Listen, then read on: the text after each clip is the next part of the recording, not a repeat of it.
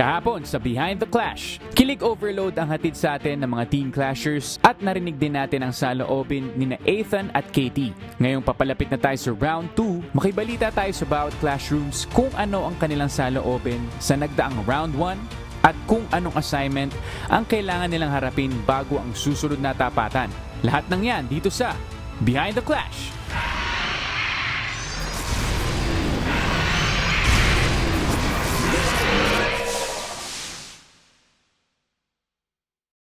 Hello guys! Next Gen Power here! So ngayong araw ay pag-uusapan natin ang mga nangyari nung last round, nung round 1. So guys, ano ba nangyari? Di ba dito tayo sa room na to, naghuhulaan tayo, feeling natin na ganito yung mga nangyayari. Pero apparently what happened? Wala kaming nahulaan. Kasi 'di ba nung una ang hunch natin, kung sino yung tribute, yung tatlong tribute na yun, silang tatlo yung maglalaban, 'di ba? Yeah. Pero ayun, nagulat tayo lahat na hindi pala ayun. Paano gulat? Ay, oh my gosh! grabe. Tapos ayun nga, Then, 'di ba? 3 one-on-ones. I can't believe you guys still voted me. Yeah, 3 one-on-ones, and the experience was so humbling and so honoring. Nangyari talaga yun. Like, oh my God. Alam mo yun? Parang hindi pa rin siya sa utak ko. Isipin nyo yun, makakalaban natin yung mga tao na hindi natin naiisip na makakalaban natin. Nung time na ako na nga talaga yung una plano nilang maging tribute sa group. Talagang when I was looking back, kasi nga papatayuin na ako, lumilingon ako sa kanila, sabi nila, Besa, kaya mo yan. Alam mo yun, syempre, especially wala akong kasama that time, talagang binigyan ako ni Beverly ng hot compress para hindi man lamig yung kamay ko. I missed her. Yung nagpapasahan pa tayo ng para lang mag-tone down yung kaba. Grabe yung kahit hindi kami katagalan nagkakilala, pero we really, really love each other talaga. Talagang support kami sa bawat isa. Ang saya lang din ng bond na nabuo natin dito sa no. Kumbaga, di lang, kasi ang unang pinunta talaga natin dito is laban eh. Oo. Kumbaga, yung naging friendship natin dito parang ang unexpected niya. And ayun, super happy na nagkasundo-sundo tayo. Pati yung Si Katie. Yung may pagano na talaga yan. Like, all of us in the back, like, I don't know if it was caught on camera, but all of us in the back, we were all going like this. Standing ovation yun. Standing ovation. Halos Pero, lahat. oy, aminin nyo, kinilig kayo. Everyone in the studio felt that way. Hindi, kasi ang cute lang nila. I mean, cute lang talaga sila. It's just cute. You know, like, even though Ethan didn't get in, you know, it was really his performance was the most entertaining for me. Trending yun. Oh yeah, that's trending for sure. Because you know, here in the Clash, it's really like, it's not just a competition with others. It's mostly a competition with yourself and like the past version of yourself. Wow. You also get to meet so many new people, and form so many bonds and connections with people in this industry, and you know, it's really lovely to have met you guys. Naiyak na! Naiyak ka ba? Hindi. Ayun, basta kung anong mangyari ngayon round 2, laban lang. Fight lang tayo. Eh, syempre, kailangan natin i-represent ang Blazing Gen Z. Of course. Yun, kaya Ngayon, andito na tayo. Nasa andito na second tayo round sa na tayo. round 2. Ayun. Yung mga hunches Mas nyo are not pressure. Alam mo, sa totoo lang, napansin ko kay Bien, kasi siya po lagi nagbibigay ng hunch. Tumigil na po siya eh. Hindi na siya nagbibigay ng hunches kasi alam namin po, sayang ng oras namin kasi walang mangyayari sa hunches namin. We're just getting prepared po talaga. Pero one thing I can say about this group is that I am confident. Confident ako sa magagawa natin. Guys, ito ang Soundwave Squad Room. Ito na po siya ngayon. Napaka-depressing na. Now that we're here, like, the room feels very empty. For real.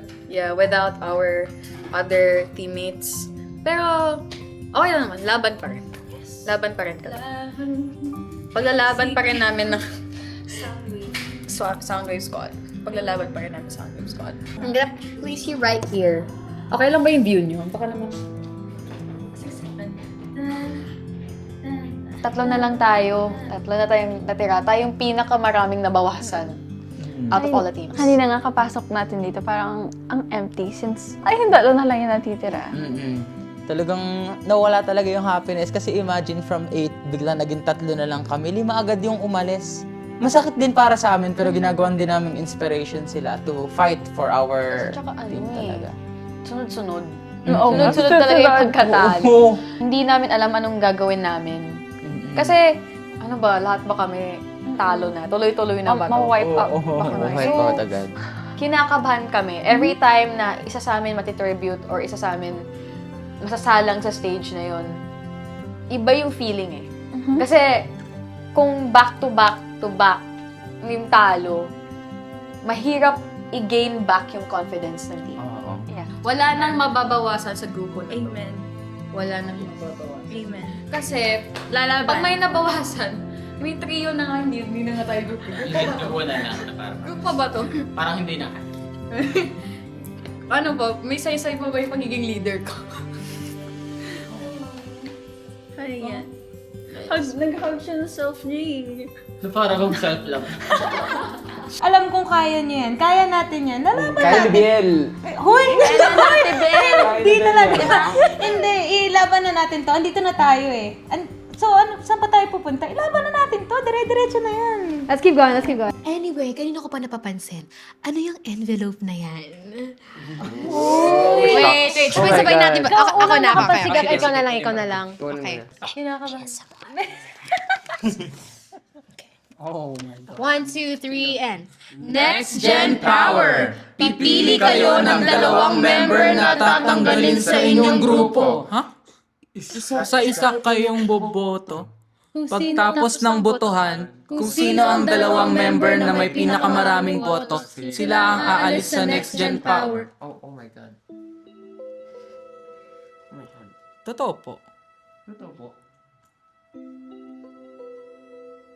Oh my God.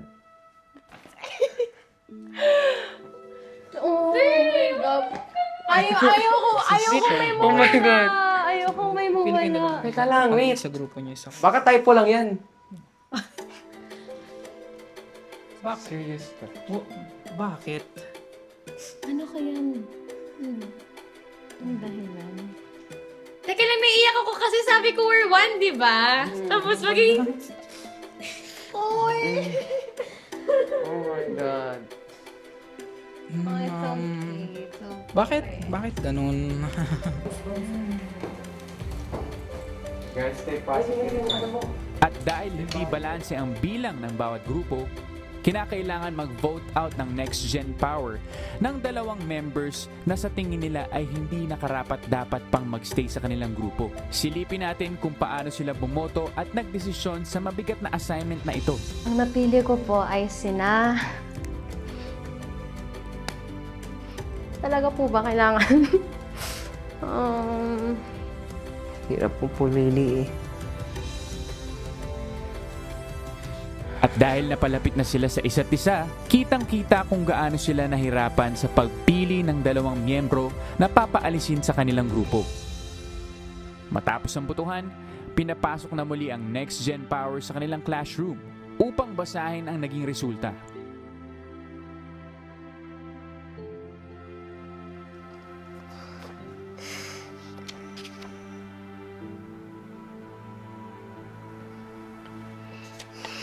Sorry po. Based sa botohan, ang napili ng Next Gen Power na umalis ay sina Bian at Donel. Oh my God.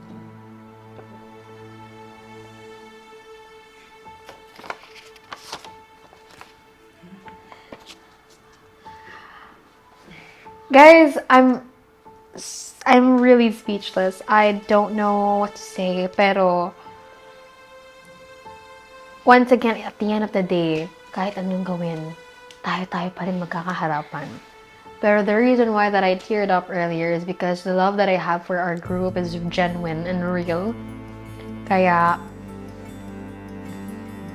kahit magkakahiwa-hiwalay tayo, may tiwala ako.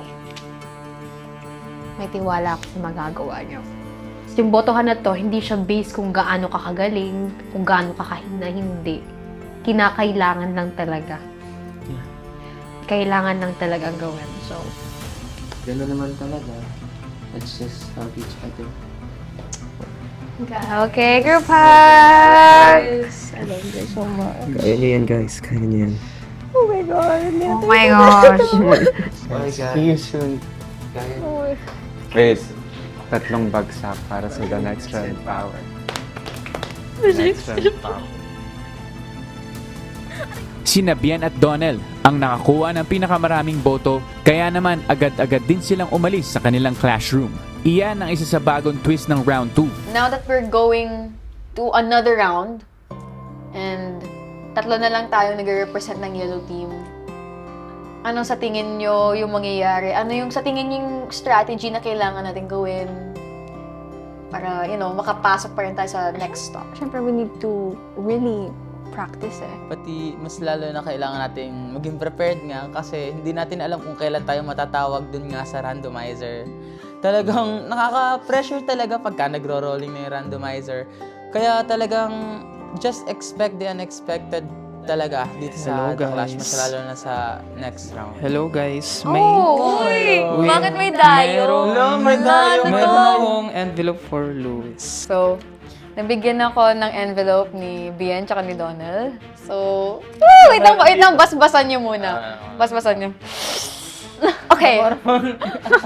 Good news. Good news to. Okay, so, Soundwave Squad, mula sa kanilang dalawa, pumili kayo ng isa na magiging miyembro ng inyong grupo. What? Ang hindi niyo mapipili ibabalik bilang kagrupo ng Next Gen Power. Sino sa dalawang pipili niyo maging kagrupo? Teka lang, oh my gosh! Teka lang, Sabi na nga ba? hindi niyo alam. Lahat po ang Next Gen Power po is very emotional kanina kasi we had to vote 2 members out and kami po yung 2 members. Oh, kaya palang tagal. Oh my gosh. Kaya, surprise.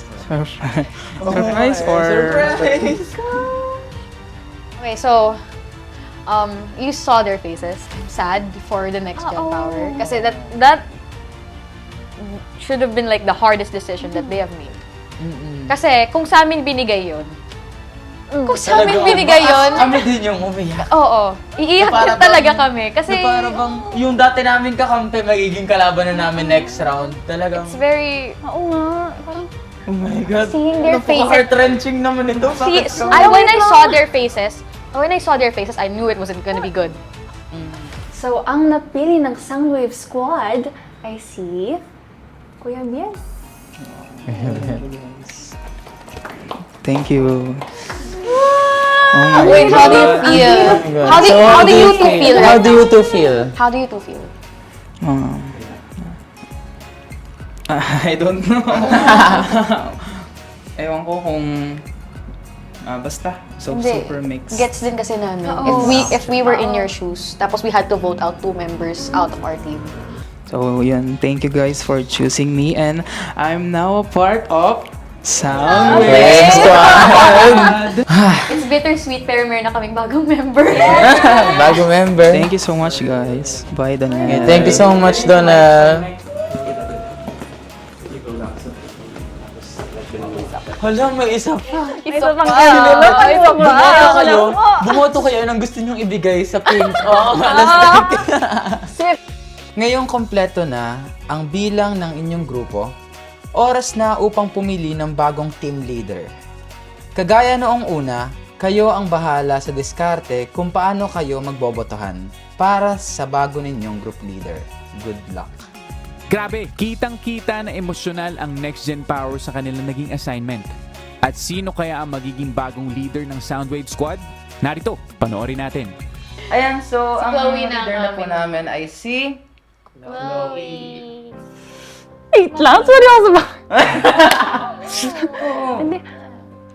Okay, So, so, what's your reaction? wala lang. I'm very, ako yung napili niyo and you trust me with this role. So, even if, I feel like I lack the experience sa pag-perform, but I'm here making new experiences and, so, Kakayanin! Yes, kakayanin. 1, 2, we are Soundwave Squad! Clash Nation, presenting the Clash Teens Top 12 mula sa Blazing Gen Z, Violet Santa Cruz, Hannah May, Viel Santos, Inigo Badillo. From Next Gen Power, Beza Trestiza, Kay Gabunada, Martin Miguel, Donald Mendoza. And from Soundwave Squad, Chloe Tiglao, Luis Bersalona, Jeric Heradura, Bien Opeña. Ngayong balanse na ang bilang bawat grupo, ano naman kaya ang naghihintay sa kanila sa pagsisimula ng Round 2 this Sunday? Clash Nation, samahan muli sina Jong Madaliday at Arabel de la Cruz sa The Clash Interactive, streaming sa Kapuso Stream at sa The Clash Teens YouTube and Facebook pages. For more updates, siguraduhin nakafollow kayo sa lahat ng social media accounts ng The Clash Teens. This is your Clash Master, Raver Cruz, and this is Behind the Clash.